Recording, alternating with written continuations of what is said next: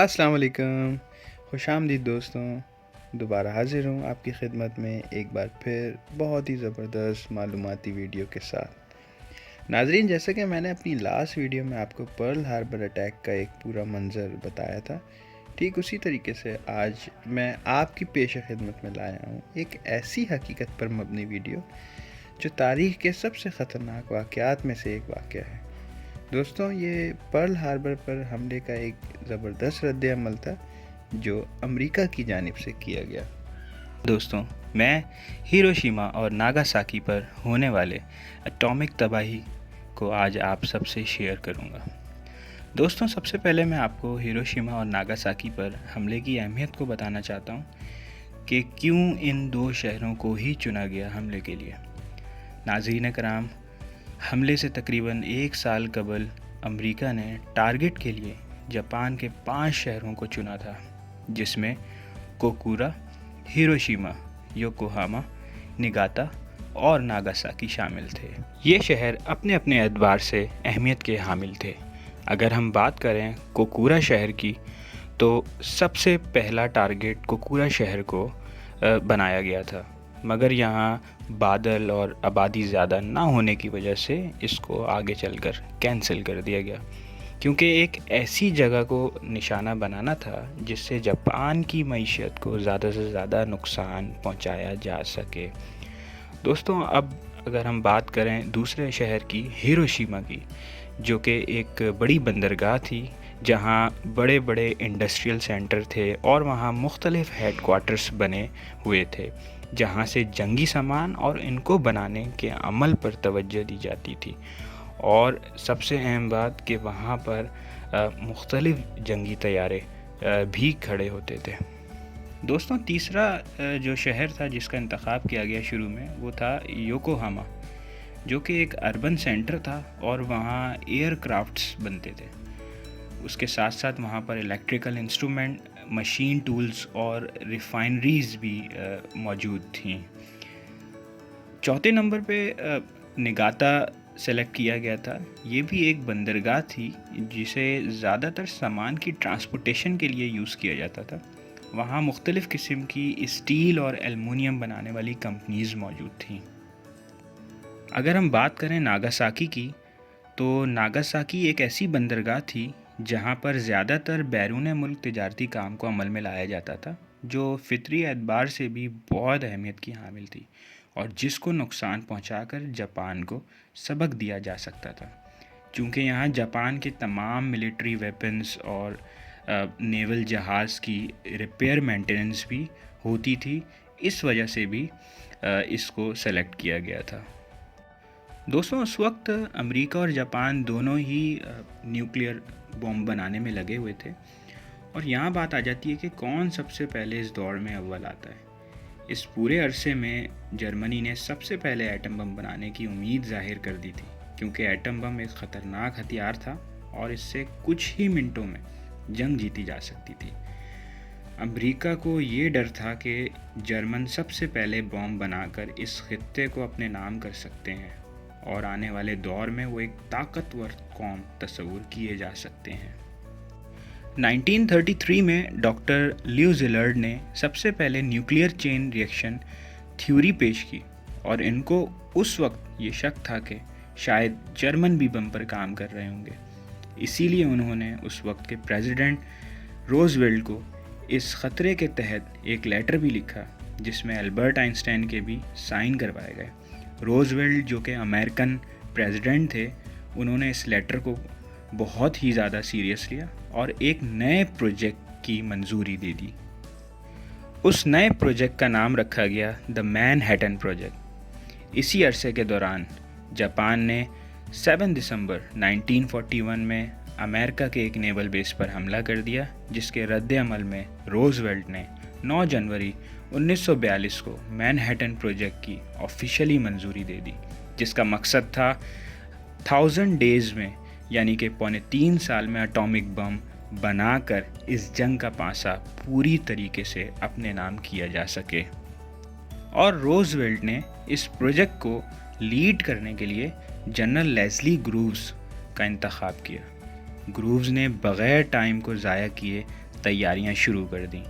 Grooves ने उस वक्त के सबसे पहले साइंटिस्ट जे ओपेनहाइमर को साइंटिस्ट डायरेक्टर सेलेक्ट कर लिया। अच्छा, इस पूरे प्रोजेक्ट को करने के लिए एक ऐसी जगह दरकार थी जहां किसी को इसका पता ना चल सके और ना उसके बारे में जर्मनी को भी खबर हो सके। इसीलिए इस प्रोजेक्ट को करने के लिए अमेरिका के एक शहर लॉस एलमस का इंतखाब किया गया। इंतखाब होते ही वहाँ काम जल्द अज जल्द शुरू कर दिया गया और आर्मी की मदद से वहाँ बड़ी बड़ी बिल्डिंग्स और सेंटर्स बनाए गए जहाँ 6000 लोगों ने मिलकर दिन रात काम किया। दोस्तों, यहाँ हम आपको बताते चलें कि इस हमले से ठीक 3 महीने पहले 30 अप्रैल 1945 को हिटलर ने खुदकुशी कर ली और जर्मनी ने इस वर्ल्ड वॉर 2 से सरेंडर कर लिया। अब इस मैदान में सिर्फ 2 ही कुव्वतें मौजूद थीं, अमेरिका और जापान।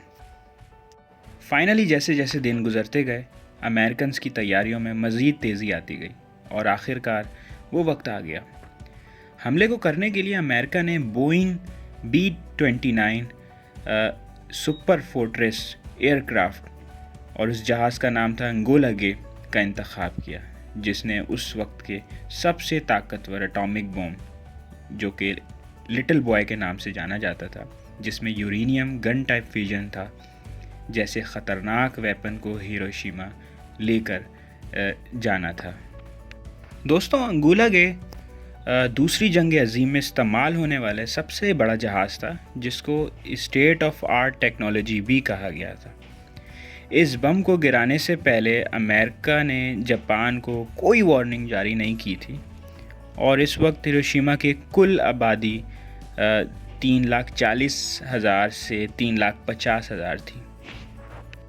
इस हमले से ठीक 30 मिनट पहले कैप्टन विलियम एस्पर्सन, जो उस वक्त मिशन के कमांडर भी थे, उन्होंने अपने second lieutenant commander Morris R Jepson से जहाज़ की तमाम सेफ्टी डिवाइसेस को डीएक्टिवेट करने का हुक्म दिया, क्योंकि इसके गिरते ही किसी भी किस्म की बॉम्ब ड्रॉपिंग के अमल को ना रोका जा सके और अपनी जान को दांव में लगाते हुए इस अमल को लाजमन किया जा सके। ठीक 8:15 पर लिटिल बॉय को नीचे ज़मीन की तरफ गिरा दिया गया।